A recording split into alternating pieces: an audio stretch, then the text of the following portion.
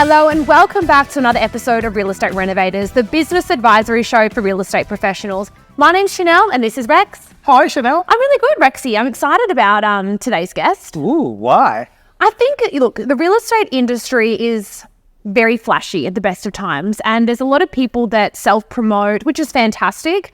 But beneath all of that, there are some real hidden gems, Rexy. And I think there's people out there that truly take this industry on as a professional career, and they spend a lot of time mastering the art of real estate. And it's not something that can be learned overnight. And I feel like we don't give those people enough exposure. So I'm really excited about today's guest. 10 years with one brand, which is Jellis Craig in Boroondara. But all in all, an exceptional human being who's really going to talk us through how they've paced themselves throughout their career rather than, say, an overnight success story. And one of the tallest men in real estate. He's definitely known as the big agent, that is for sure. Welcome, Mr. Mark Josem. How are you, Mark? I'm very, very good. Thank you for that beautiful introduction. Very happy to be here. And I think I am the biggest agent in Melbourne. At one stage, there was someone a little bit taller than me, but he no longer works in real estate. So I think I've got that record. There you go. We always have a point of difference, right? You can't miss him. If he stands up. When I first started real estate, I sold this penthouse apartment and I went up, there was a 2-level of property, and I went upstairs and my head was literally touching the ceiling. And I remember the vendor looking up at me thinking, oh my goodness, this guy's way too big to sell this property. But luckily I work in a team. So I had one of my other colleagues who was upstairs, I was downstairs, and we got the listing and got it sold. So That's a great start. 10 years. 10 years. Real estate. That's right. What made you choose this industry? Yeah, well, I was working in sales. So I ran a call centre for what ended up being Australia's biggest solar company. So I started there when I was at university, long blonde hair, didn't really know what I was doing. And 5 years later, that company was turning over about 1 to 2 million per annum. And by the time the business was sold, it was turning over 240 million a year. Wow. Was Good not to you. Well, I ran the sales team. No sales. There's no without the sales, there's no business. This is true. So look, I was part of the team, but at that stage, it wasn't. We were the largest solar installer and supplier, not in Melbourne or the Southern Hemisphere, but in the world at that time. Wow. So we were installing 6,500 systems a month, which was massive. So that solar boom, we sold 1 in 3 solar systems around the country. And that's where I got my taste for sales. And then I made a decision after the business was sold, what am I going to do next? Did you get a profit share of the business or anything like that? No, I didn't. But I did well in my time. Okay. I wasn't an equity holder, but I did very well. And bear in mind, I was 25 at this stage. Hindsight's a great thing, isn't it? So, like in my mid-20s, I felt like I was a billionaire. You didn't have to earn much when you're a uni student to feel really good about yourself. I did a degree in commerce, so I majored in marketing and finance. And as well, real estate. Yeah, well, it's a good combination. So... but yeah, so then I was like, what is it that I want to do with myself? And in terms of my personality, my skill set, real estate is where I felt it was the ideal fit for me. And I'm loving it. So fits perfectly into my life, so It's a very time-consuming role in the sense that, you're not like a 9 to 5. You're working at nights, you're working weekends. It is. You probably heard real estate agents, I would say it's a lifestyle. And it is. And it's accepting that, I will get a call from at odd times, and I'm always happy to close the sale, whether it's early in the morning, late at night.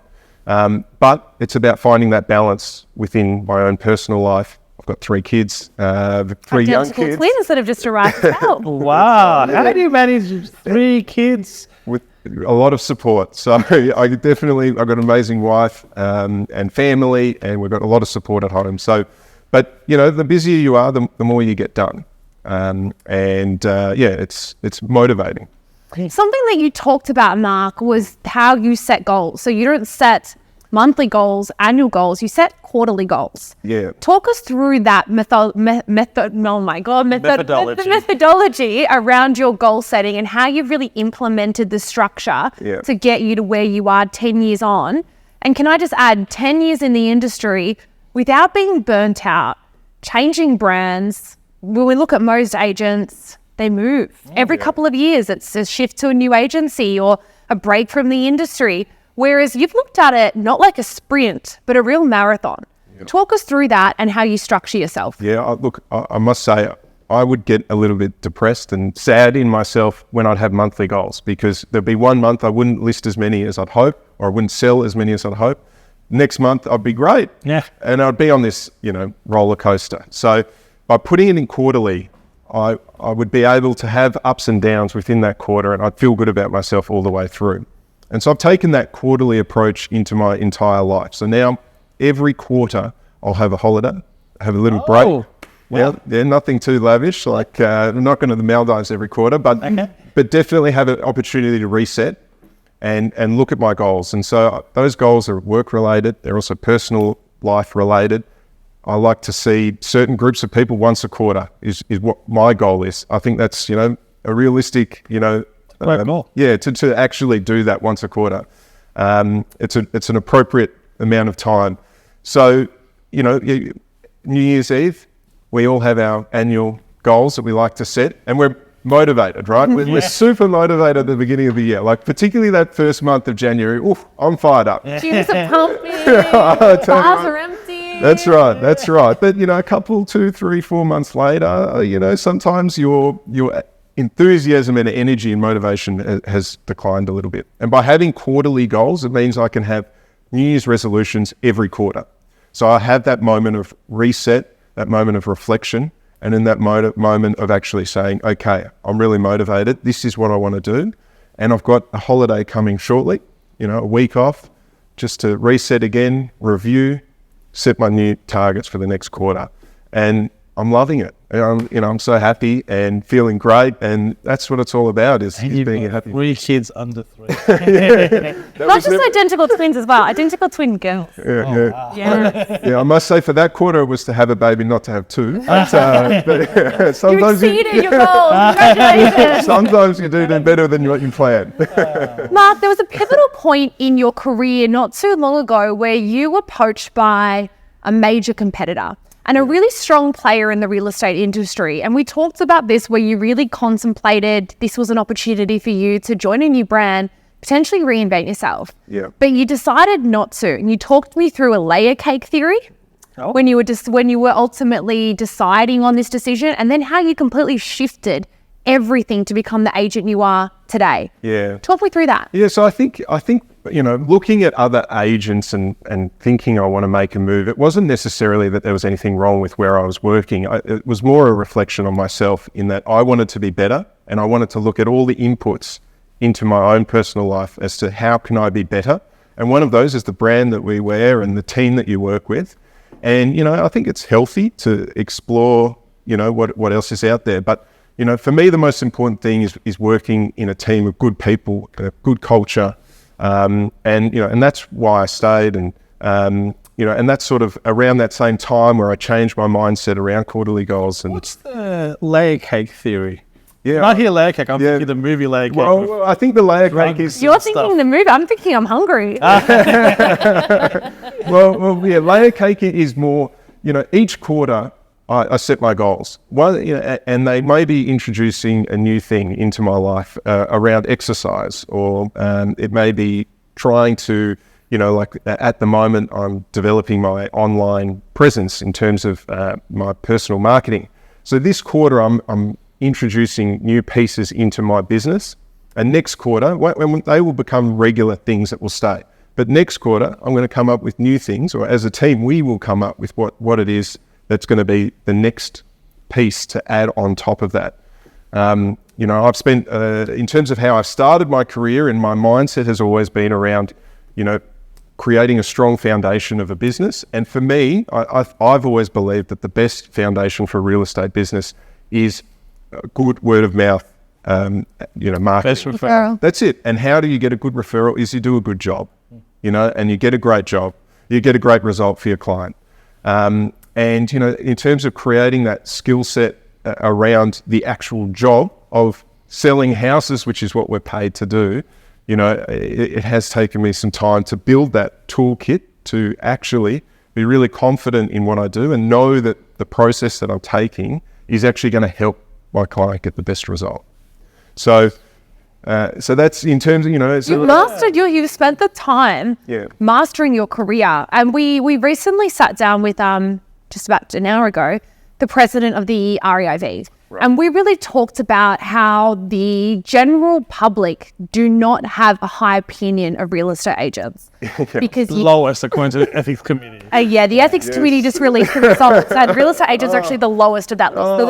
Rock bottom. We're going down. I think we were second or third. It's really hitting rock bottom at the moment. Okay. But you have actually spent the better part of a decade mastering your art form, as opposed to, and there's nothing wrong with the other approach, over marketing yourself on social media, talking about your GCI, rocking the Rolex, hiring the Lamborghini and taking a shot and going, I'm a number one agent. Yes. You have focused on... one person.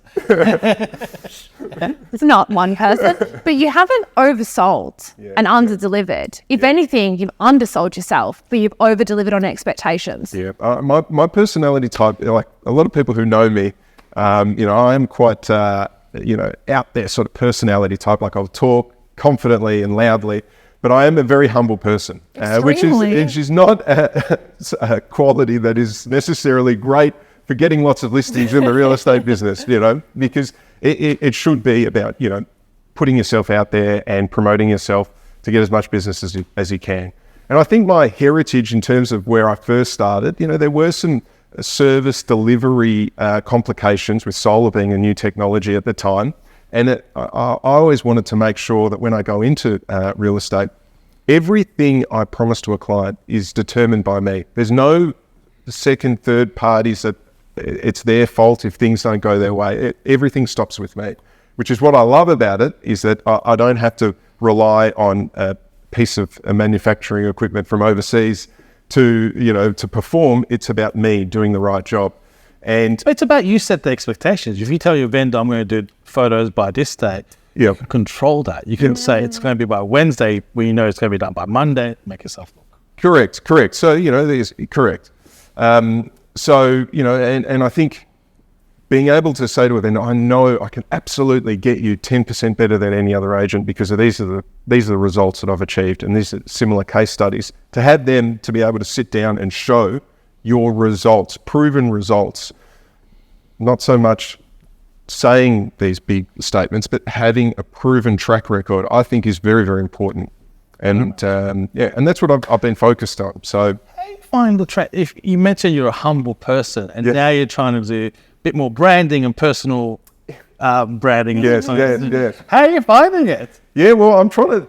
Well, he's here today, isn't he? I'm here today, which is a bit, which I'm really happy to be here. But I think, I'm trying to express who I am, my authentic self, and communicating that because, I now am very clear on who I am as a person. Who are you, Mark? Oh, I'm a father. I've got 3 kids. And, I'm incredibly motivated, and I'm somebody who loves winning, and I love helping people along the way, and people always said to me, Mark, you're a born salesman, you've got the silver tongue, because I can talk to anyone, whether, all spectrums. But what it is I love doing is I actually love helping people. And when you're helping a client buy a home, you've got to find it, you've got to give them good advice on what it is. But then on the other side of the coin, it's also about selling the home. And, to be at auction day and you can sit with your client and say, congratulations, we've sold your house for, what is Division 1 of Tats Lotto, over what we were hoping for, it's a great job. And it's fantastic to be a part of that and to deliver results. It's life-changing money for some people, It's the biggest transaction of your life. I think people really underestimate the power of a good and versus a not so great agent. Yeah. And I think that's where care, and you can see you got the care. Yeah, but it's not as simple as what people think. There's an art to a salesperson. There's an art to negotiation. There's an art to getting the best price. And one of the biggest issues with this industry is, and we discussed this previously, such a low barrier to entry, and everyone can look like a rock star online. Yes. But there are very few agents that really understand the art of the process and have really put in the years, the time, the energy, and the self-discipline to master that art, and it's such a breath of fresh air. Yeah, no, and I think in a market that has been continually improving year on year, it's easy to look good, if you will. Totally. With the market the way it is. Yeah, I think, I'm not sure where I'm going with that, but makes sense. You've recently had a new addition to your team, Mark. Yes, that's Some it. exceptional recruiters came in, Rexy. I don't know where they were. So talk us through how that came about and how that's added to your business. Well, a good real estate recruiter who I know actually found this candidate, and this is a serious good plug here in the sense that the candidate who now is part of our team, she was thinking about making a move, put her resume up onto Seek or one of those platforms, and Chanel's team called her before she was really ready to make that commitment into the next step, and was able to talk her through some of the potential options. Essentially, it was an off-market candidate. Yeah, we love a good off-market, Chanel. Mark had passively mentioned this to me, and being the bulldog that I am, I took it and ran with it and was like, we need a PA for Mark Josem now. And your PA, your first. Yeah, well, it's a team member. I like to. I think of it. We're all a team, so there's multiple people in the team. And we all work together. But that's it. But she's part of the journey. There's other people, so I work closely with Mike Beardsley as well, who's a real listing machine. We work very closely with him as well, and we've got marketing, we've got further sales support as well. So it's about creating a team of people who are like-minded, motivated, want to do the right thing, are prepared to spend the time to do the right thing. And over time, we're going to build a really, really good business and team to further develop it. Which is really, really exciting. And I think for me, one of the most important things when it comes to work, so for me, is I want to enjoy work. We spend a lot of time, and I want to enjoy the people that I work with. I want to make sure they are enjoying work too. So it's about finding the right people for the right roles. And if everybody's enjoying what we're doing, there's only one way that we're going to go. Difficult team members. How do you deal with difficult team members? How do you ensure your culture is right? Well, I think it's about selecting the right person from the beginning. That's the key. It's if they're not the right person, you've got to move them on and find someone that is. When I was in my previous business, I managed a team of 65, which was a lot of people. 25. Yeah, at 25, all different ages. And you learn very quickly who are going to be successful when it comes to sales or in any role. You're going to learn, the attitude that they've got, the attention to detail, and that's what it's all about. Is I think good attitude. So, Mark, I mean, we keep in regular contact with your EA team member, PA, however we want to articulate her title, and the feedback from her has been so exceptionally positive, and I think it really comes down to, yes, you are incredibly humble, but you're also vulnerable. Like, look, I have 3 children. It is not easy. You are open and honest with your communication style about what you need and your expectations.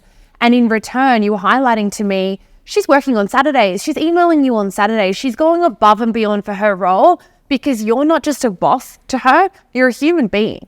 And she respects that. And it's a very unique style of leadership, particularly in a very ego-dominated industry. Yeah.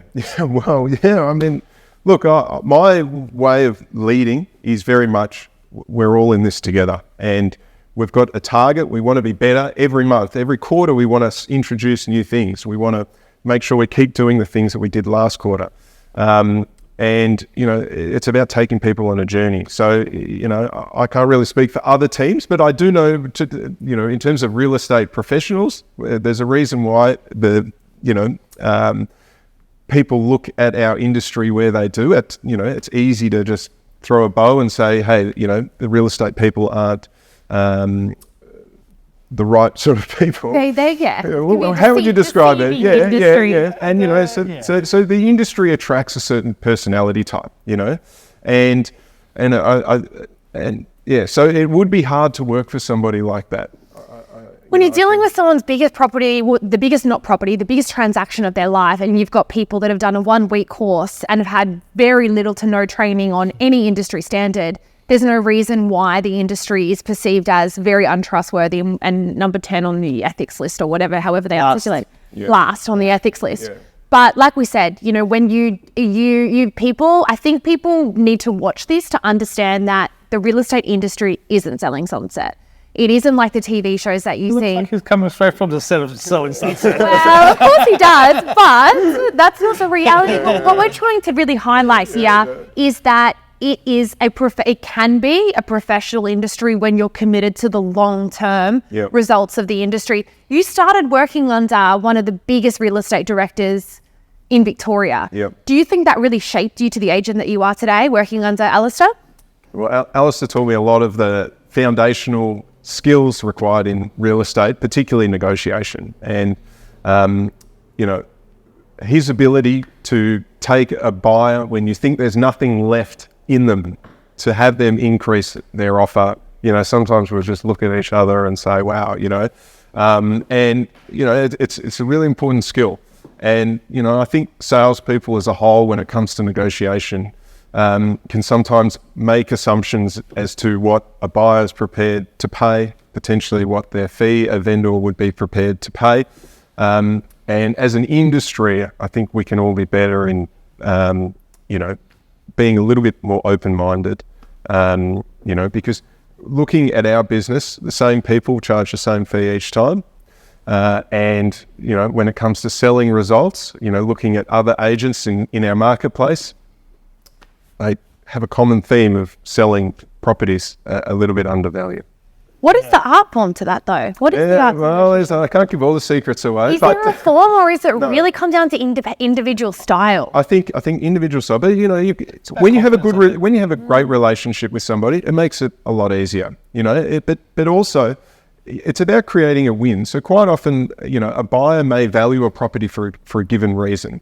They don't understand the full value. You know, our role is to explain to them and show them and open up the other hidden pieces of value within this home. So, so, you know, and I think that is a big piece of it as well. Especially prestige market, those little, this wood's imported from so-and-so, you know, by and installed by hand, makes it go, ooh, I'll pay. Well, I think the affluent market as well, like we had Mr. Pilios on a couple of weeks ago, and he really talked about obviously becoming a prestige agent or being known as that. And he said it's all in the detail, particularly when you're dealing with high net worth clients. You cannot be stumbling. You cannot not know your stuff. You need to know it inside and out, back to front, because they'll pick up on it straight away and they won't list with you. Is that right with the Boroondara market too? Yeah, absolutely. And, you know, we'll be at an open home and, you know, buyers will be asking different questions. They expect you to have the answer on the spot. No, I'll come back to you. You need to be organised. You need to have those systems in place to make sure you can deliver that service. Because otherwise, you know, they'll appoint somebody else. You know, that's what people want. Yeah. And you're training, like you were trained by, you know, Craig and Jellis Craig, I suppose. Is having the right mentor and trainer really affects your real estate career? Definitely. You must have people helping you develop. You know, you are a product of your environment. And, you know, if you're hanging around people who are doing things a certain way, you will end up doing things a certain way. And I also think it's really important to sort of look outside of your business as well as outside of your team and always be trying to learn and have that growth mindset.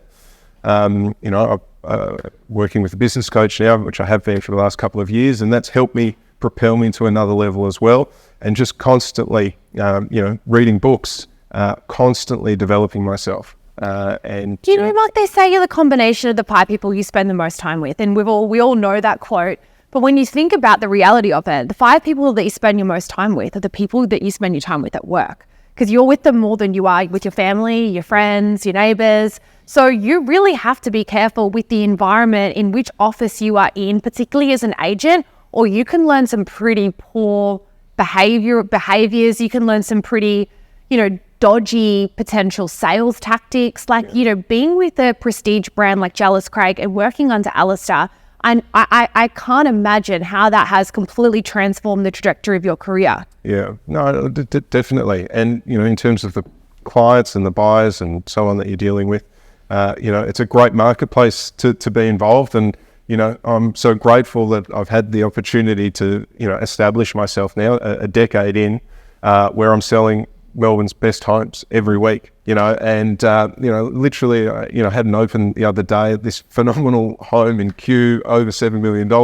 And I'll be standing there in the open home looking at the natural light, and I'll just think, how good is this? Whacking your head on the chandelier. In the prestigious market, high ceilings. This is why you could never sell apartment. Well, the one-bedroom apartment, it's not for me. Okay, it's important that people do it, but big grand homes, that I love it. That's right. So, I'm very grateful to be able to do that for a living. What's the future hold for Mark? That's a good question. More kids? No more kids. That's the quickest answer. That was the quickest answer you'll get from me all day. But no, very happy with my kids. But look, I think continuing to develop the team, continuing to develop our online presence. Developing team is such an industry that's so competitive. How do you do that? How do you attract the right staff? Bar having a great recruiter. Yeah, great recruiter is important. But I think at the end of the day, people, can feel an energy as soon as they meet you. Even if they go to an open home. I know before I started working in real estate, I went to all the open homes, met all the different agents just to get a bit of a feel, see who would call me back, see who wouldn't. And, you get a feel. And I think, over time, people will come and want to work with people who are doing really good things, doing the right thing by the staff, seeing how our team is developing. It's about other people in our team. How are they developing? Are they growing with the team? And I think once all of that has happened and there's proof, we've got the proof in the pudding, the results, I think everything will fall into place. And that's where, our millennial generation, we want instant gratification. But I think if you've got to have that longer perspective and be patient, because that is where all the magic happens.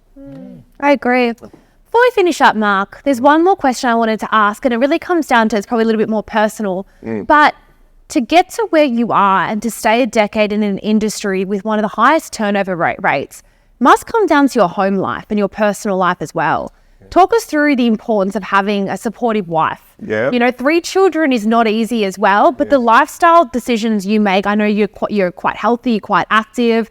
You're not a party boy. You've obviously been married for quite a period of time. Talk us through the importance of the right lifestyle and family life in success. Well, it's balance.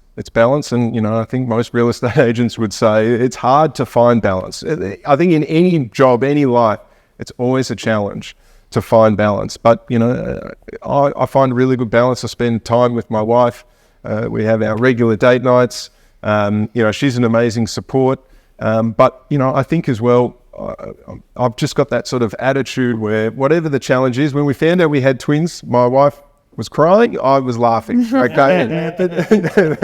And that is how, but that is, how my response is to these sorts of things.